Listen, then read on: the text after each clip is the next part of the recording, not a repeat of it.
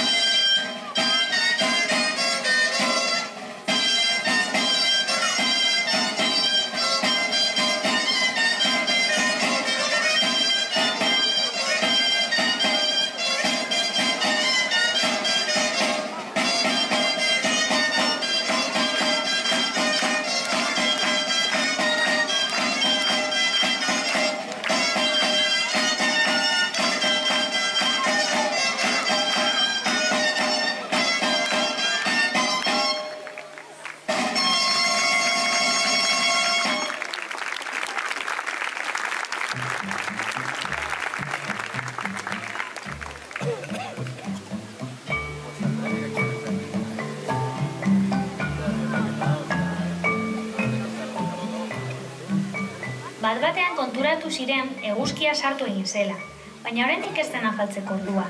Goiz egi zen eguzkiak han indar gutxi izateko. Gorlizko umeak guztiz beldurturik azkar-azkar joan ziren etxera, gurasoengana.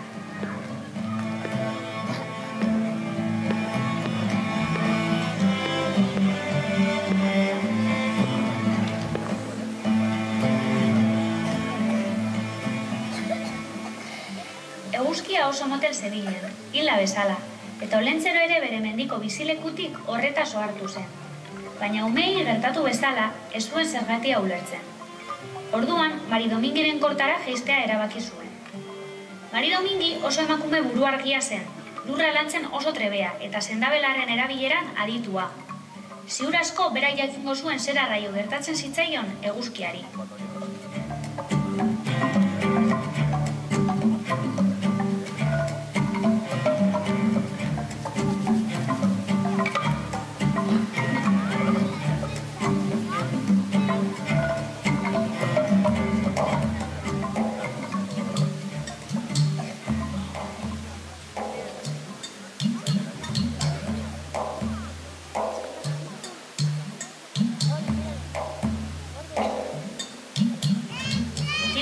Tipitapa, Olentzero Mari Domingiren kortara heldu zen. Eta ara hor, emakumeak kontatu ziona. Hilda moduan eta indargutzerekin zegoen eguzkia, neguko eguzkizarra zela. Eta eguzki berriari deitzeko txondor handi bat egin beharko zutela. Hori entzunda, lanari ekin zioten berehala Olentzerok eta Maridomink.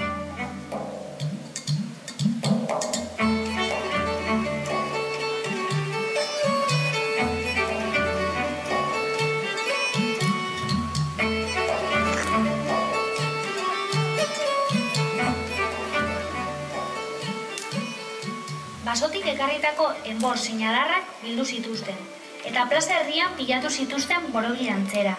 Lodienak barrualdean eta txikienak kanpoan.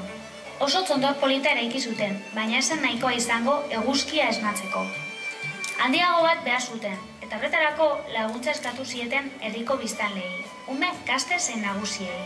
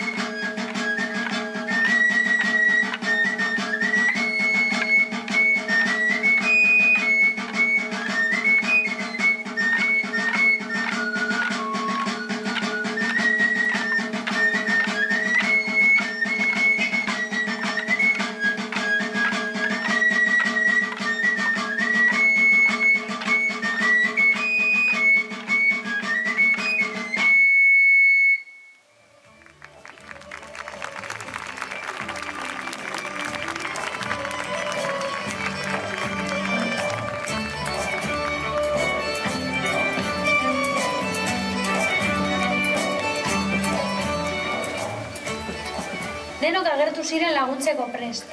Horrela, elkarri lagunduz eta dantzen artean, egundoko txondorra eraiki zuten.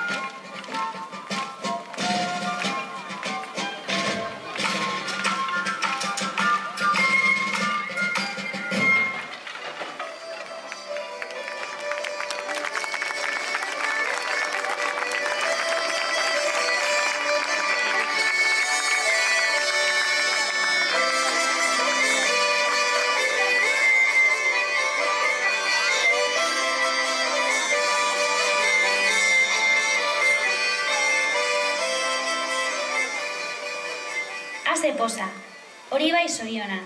Geroztik, urtero gabon gauean txondorrak piztu ondoren, Maridomink eta Olentzero herrietara jaisten dira. Zoriona zabaltzera eta opariak banatzera. Egun honetan eguzki berria jaiotzen baita, egu berria.